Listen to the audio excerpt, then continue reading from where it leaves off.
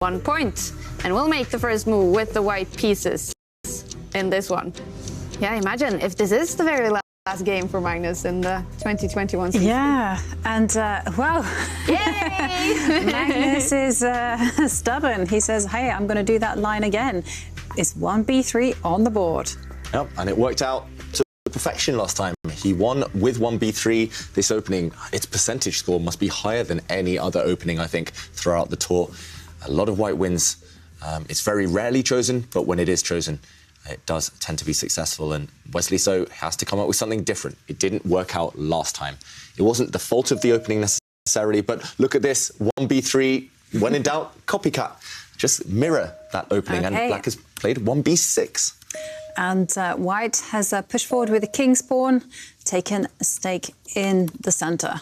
Okay, and black's bishop coming out. This is the point, after all, of making those pawn pushes at the side of the board to develop your bishop to their long diagonals. And now Magnus Carlsen has brought his knight out to defend that central pawn. And this line also extremely trendy in 2021. I think before this last 12 months, I'd very rarely seen this position. Suddenly, I've seen it plenty of times. And Wesley So, how will he react? White is the one occupying the centre first with pawns. So usually you would expect to see Wesley So do the same here as black. Feels like time to push a pawn. Okay, he just pushes 1 square forward, releasing the black dark squared bishop. Now Magnus, will he bring his own dark squared bishop out? There we go. It's on its dream diagonal. It's blocked by its own knight right now, but if the white knight ever moves, then this bishop will be a key piece. And, OK, the knight attacks the pawn in the centre. I was just going to say, if Wesley picks up his c7 pawn and pushes it 2 squares, the line would actually transpose 2 lines that we see against the Sicilian with b3. Yep, that's right. And this knight jump is also quite well known, attacking white's pawn in the centre of the board. This recently became quite trendy as well. Usually white pushes that pawn forward to hit that black knight, gaining a bit of time. And the black knight will have to move for a second turn early in the game. And, yep, so far, so good, all in my database. And black tends to centralise the knight to the d5 square. Yeah, and talking of so far, so good, Jovanka, look at that air quality. Perfect. The players in the Oslo arena in great conditions right now. And, OK, the black knight does jump to this square. I saw also recently there were games of the black knight jumping to a different square. Meanwhile, after this trade, we see the white queen coming out. So Magnus Carlsen has not hidden his intentions to win this game. He's going on the attack early. And that white queen pinning down some of the black pieces. She's getting ready just in case the black king does a castle on the right side to launch an attack. Also, note how the white king, he's completely cleared its path towards the left side. So Magnus, he's getting ready to castle that white king away. Black is still a few moves from doing the same. Now, this wasn't the most popular of variations, but Wesley actually, by picking up the pawn and attacking the queen, he's actually taken the game into really uncharted waters. And now that Magnus has just moved the queen 1 step to this particular square, the f4 square, now that's it. It's brand new. And now Wesley is really going for it because he is really chasing that queen. Step it back. And Magnus says, OK, I have to. Yep. And Magnus seeming over to the course of today, seeming to love developing his queen early. It's not something we recommend to players when they learn the game because you lose a lot of time. This white queen has now moved 3 times and it's only moved 9. Black, in the meantime, has gained some tempi, gained some moves, attacking the white queen, but it's not sure whether these moves are actually beneficial. Magnus there, smiling. He is going to be hoping that these black pawn pushes on the right side will later become weaknesses. And, OK, Wesley, not being afraid to push pawns, he's pushed on both sides of the board.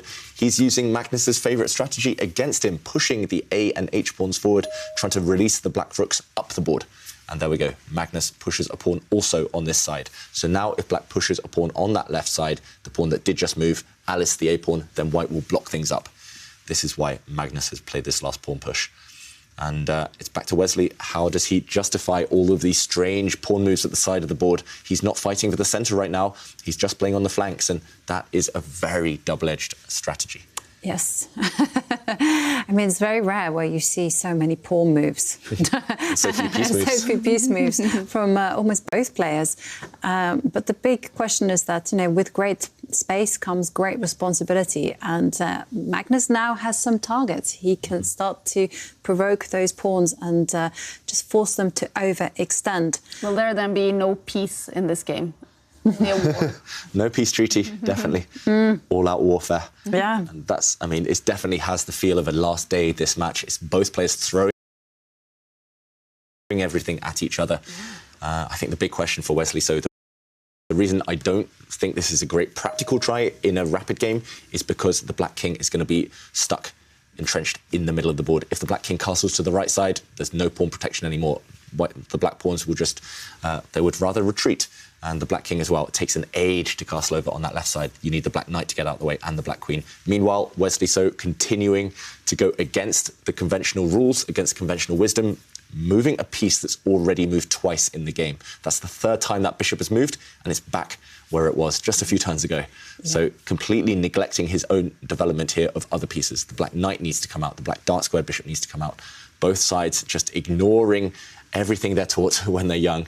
I guess you've got to be good, you've got to be a world-class player like these two in order to know when to break the rules, but so far, very, very unusual play. Yeah, and because of the unconventional pawn structure, you know, I've never seen a position where those pawns have advanced to the fifth row like that. I mean, it just means that both players will actually be burning a lot of time trying to figure out what's the ideal piece placement and also how to challenge the other. And I expect Magnus now to take a pause and just figure this out before he comes up with a series of moves. Yeah, so Magnus can choose to expand his own pawns. White's pawns in the centre might step forward at some point. White can also throw pawns on the right side, as Jan kind of hints at there, just to challenge Black's expansion. And yeah, I think you're right. I'm just racking my brains right now. I must have looked at tens or hundreds of thousands of chess games in my life, but never this pawn formation, never this pawn structure. It is that unique. Wow. And well, for our quiz of the day, we are celebrating the end of the 2021 season, and in partnership with our friends at MasterCard, we are turning the tables. We are asking you to ask us the questions, share memories, priceless moments. And but to get those questions answered by us in the studio, we need you to tweet us your questions using the hashtag #ChessChamps and hashtag priceless, and we'll do the best we can to answer them. And 𝙬𝙬𝙬 says that what are some of the life lessons you learned from chess? Well, there's so many, right? Too many, yeah. Always think before you act. Never think for too long, though. That's true. Every move has its consequences. Yeah. Take a look at this position. You know, Wesley has gone forward with his pawns. He can't take them back, and you've got no one to blame. Isn't there something about a plan as well? A bad plan is better than no plan, right? Yeah. I like that one. A bit like life, right? Yeah. Got to have something in mind. And the players playing very quickly, and the White Knight has again maneuvered itself to the left side. And of course, also the life lesson with the pawns. They can always go ahead and become the most important pieces on the board and become the queens. Even a pawn can dethrone a king. Yeah. They can do anything. They can do. If you dream big. Anything. And the bishop comes out to attack the queen, so Magnus must move the queen. And Jonathan Hills asks us as well, which game/sport would Kaya secretly beat David and Jovanka? I think this might be anything. I can't come up with anything, actually. Well, we have a suggestion, tiddlywinks. What is that? Oh, it's where you flick these little counters and they're little tiny... Google it, Kaya. You'd probably beat us. Okay, I have to practice that. No, I think maybe skiing, being a Norwegian, is where I have the best bet. And you're pretty good at golf, right? So. Well, okay, yeah, golf. Yeah, I golf, could maybe. And also you're a keen runner, so... Yeah, that's maybe taking it a little bit too far. Skiing is one that you will beat us forever, I think, especially me. Yeah, because I'm Norwegian, of course, yeah. And the queen has relocated itself to the C3 square. And final question, Pity Devil asks us, what are the odds Magnus Nepo on the upcoming World Championship match? And then they ask, will you guys host the next 2022 tour? And which leg of the tour is your favourite? We will definitely host the 2022 Meltwater Champions Chess Tour. And the favourite, what was the second question? What are the odds on the Magnus Nepo? Oh, that one goes to David. I think it's going to be closer than most people think, but I would say maybe 60% in Magnus's favour, maybe 65 if I'm being really generous. I think Nepo might surprise some people, though, so it's not as one-sided as you might think. Yeah. And I'm going to answer the last question, which leg of the tour is my favourite? I mean, it had to be the FTX Crypto Cup. That was absolutely thrilling. So dramatic. Top 10 players in the world all playing in the prelims. Magnus almost not qualifying for the knockout stages, and then the drama that involved in when he finally got there and won it. Yeah, that massive celebration. He nearly ripped off his shirt just because he was so happy to beat Wesley. Yeah. Great tournament. And if you want to tweet us your questions, your memories, your priceless moments, then remember to tweet us using the hashtag ChessChamps and hashtag priceless. And Magnus not ripping off his shirt, but there is definitely a little bit of emotion there, a little bit of a smile and some music. We do have a bunch of moves. I just have to say, you guys, that one match has finished. Levon Aronian playing a draw in this one. He is the winner of that match against Shakhriyar Mamedyarov, and he has finished the tour. Levon Aronian currently now then in 3rd place. So he could leapfrog over Wesley. Yep. Right. I think he will leapfrog over Wesley, most likely, unless Wesley can win the tiebreaks. And, OK, actually, no, if Wesley gets to the tiebreaks, I think Wesley will secure that 3rd place. But either way, he can't afford to lose in the rapid. Yeah, because it's 2.5 points before this last round. Levon's half a point ahead now. Yeah. Yeah. So Wesley have to take it to tiebreaks to secure, or of course win this match. But well, that's not possible. Well, wait, yes it is. If Wesley gets 1.5 out of the next 2, then Wesley will secure 3rd place. Yeah. So he needs to win one of the next 2 games against Magnus and avoid defeat. Meanwhile, this game continues being crazy. We have seen a trade of pawns in the centre, and now Magnus pushing a pawn. This looks very innocent on the right side of the board, but he's trying to break open a line for his rook on that right side. I just want to say as well, the players continue to break conventional wisdom. White's knight moved 3 times. White's queen has now moved 4 times. White has made so many pawn pushes, and we're only on move 17. Meanwhile, black has done the same. With black's light squared bishop, he's moved 3 times. With his dark squared bishop, he's moved twice. Remember, kids, remember everyone at home, castle your king. Don't move the same piece too many times in the opening. It could well backfire. These players can get away with it because they are geniuses, but for mere mortals, including myself, I would be terrified of going for this type of strategy. But they're definitely trying to keep us entertained, and they're definitely trying to throw each other off. They're both so strong that you need to be a bit creative in order to beat these world-class opponents. And Ivanka, whose position do you like here? White. White. 1000%. That much. That? I just like white holds the key to opening up the lines, especially on the right side. Those rooks could get traded off any moment. I feel that white has the safer place to park their king. And also, I really love that knight sitting in what I call an outpost there on the b5 square. I mean, look at it. I mean, it has control over so many squares, and it's particularly eyeing up that pawn in the middle of the board. Yeah, tying down the black queen. It can never, ever get kicked away, that knight. Yeah, looking very, very good for Magnus Carlsen right now. I must admit as well, I'm slightly surprised the evaluation bar isn't even further on White's side. It looks like that type of position. It's either very, very good or it's nothing at all. And here it does look very good for White. And as Ivanka mentioned, I think the key as well is that White's king is just 1 move away from scooting over to safety on that left side of the board. It will castle at some point, and then nothing left for Wesley So to target. He'll be purely on the defensive. He'll become quite one-sided. So meanwhile, Wesley So, where does he put his king? He definitely can't try and run off to the left anymore because White's knight is on that side of the board. Also, the white queen looks, it has some influence there.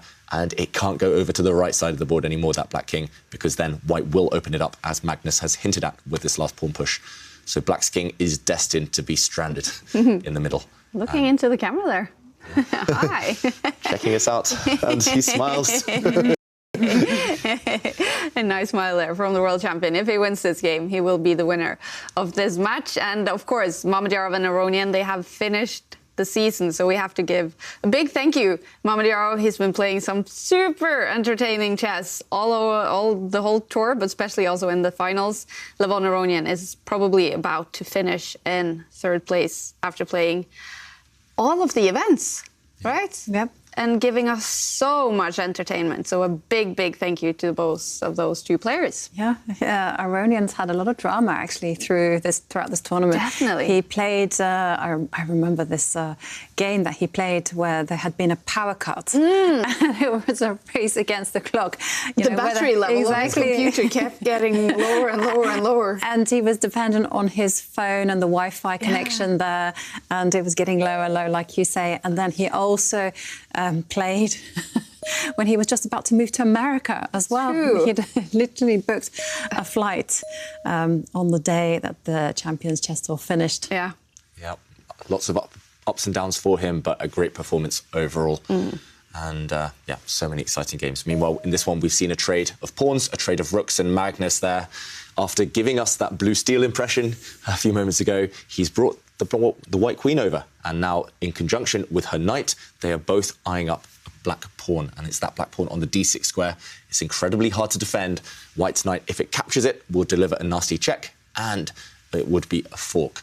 This could be deadly for Wesley, so I don't think we'll see him survive this one. Oh, White's queen is going to deliver the final blow. I mean, how to defend that pawn? I mean, you have to kind of go, I'm going to defend that with my king. Yeah. It's the only way. This is the pawn we're talking about. It is tied up by the knight and by the queen. It's only defended by one piece, the black queen. And as Jovanka mentioned, maybe you have to defend it with your king, because if you push this pawn forward out of the attack, then the white knight will jump in. It actually can jump into this square or this square. Whoops, sorry, not that one, this one. And either way, it would deliver a check. At the minimum, the black king has to move. The white knight's protected by its queen, and then black will lose material. So if that's the case, then black cannot touch this pawn. You can block the attack from the white queen as well in this direction, but you just open things up. You loosen your position, and at the very least, now we will see white finally castle the king. And next move, he'll take a pawn and open things up against the black queen. This one as well, completely hopeless for black. Black's king is definitely going to die a painful death in this scenario.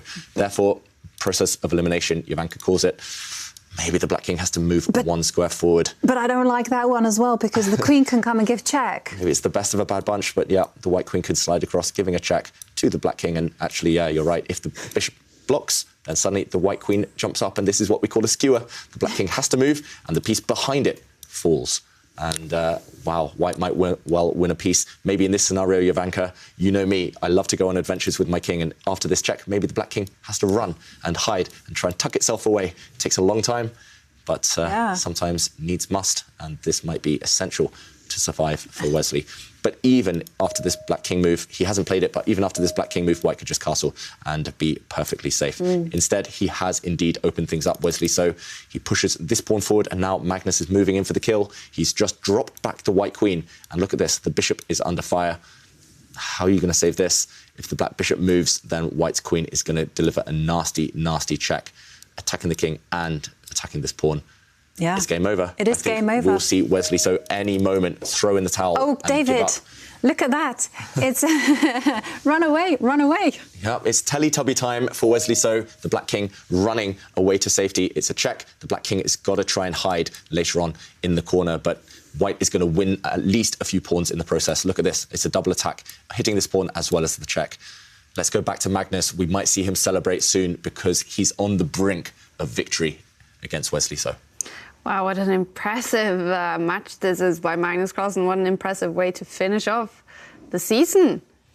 This game, I mean, is a pure genius, even opening with the 1b3. Yeah, it just shows that Magnus Carlsen, if you take away the opening theory from both players, he is really, really special. He knows where the pieces belong. He knows when to attack, when to change the pace, when to accelerate things. And you see it on his face.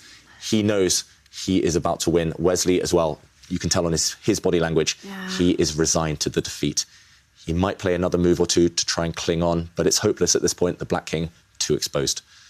And yeah, imagine only 22 moves. Magnus started the tour finals with an 18-move win against 𝙬𝙬𝙬. He might be about to finish it off with a 22-move win against Wesley. So beating two of the best players in the world in this masterful fashion. Yeah, and he's doing it with the 1B3 opening, which seems to be best by tests, right?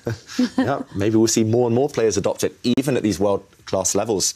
Nobody seems to know how to handle the B3 opening, and for 𝙬𝙬𝙬, maybe this will lead to part 2 of his opening course for chessable. There we see Wesley, so smiling as well. Ooh, maybe we could have like a 𝙬𝙬𝙬 and Magnus Carlsen coalition kind of chessable course. Joint training. Yeah. And yeah, Wesley, so he's about to resign. He's about to drop into 4th place in the tour standings. After a great year for him, that's a disappointing result. Yeah, couldn't quite finish it off. Maybe a little bit tired, Wesley saw in the finals, but what a season it's been for him as well. For Magnus Carlsen, the winner overall, it is of course nice for him to finish it off with a match win as well. In such a great mood with the music here. He seems to really be digging the tune. He's even singing along. Oh, we have to try some lip reading now. What song is this? Yeah, send in your answers, everyone at home, if you can tell what song this one is. Maybe eventually he will reveal 1 or 2 songs from this playlist to us. He's been very mysterious throughout this tour finals. Sometimes Oscar comes in my ear and tells me what song it is. Very curious about this one. Yeah, I'm trying to think of a song title that's... And now he came in my ear. Okay. It's a Queen song, Under Pressure. Under Pressure. I was listening to it this morning in the shower. Okay, Wesley is under serious pressure here. He doesn't resign, he retreats the Black Knight, but Magnus Carlsen has won a pawn, and Magnus Carlsen is not trading the queens either. Look at the Black King in the centre. If Black recaptures White's pawn in the middle of the board, then White's Rook will swing across and target that Black King. Okay, Wesley desperately trying to remove the queens from the board, but the White Queen forced all the way back. She's still eyeing up the Black King, this time from a different angle. Yeah, and impressive how she moved across the board, and every single turn she kept on piling the pressure. Yeah. The winner takes it all in this one, and it's going to be Magnus Carlsen. Black's king still stuck in the middle, and White's king in the middle as well. Still has the right to castle, and that's why Magnus Carlsen is going to take the win. And there we go, we have a result. Ah, there it is, the final game and the final win for Magnus Carlsen in the 2021 season. What a performance it's been by the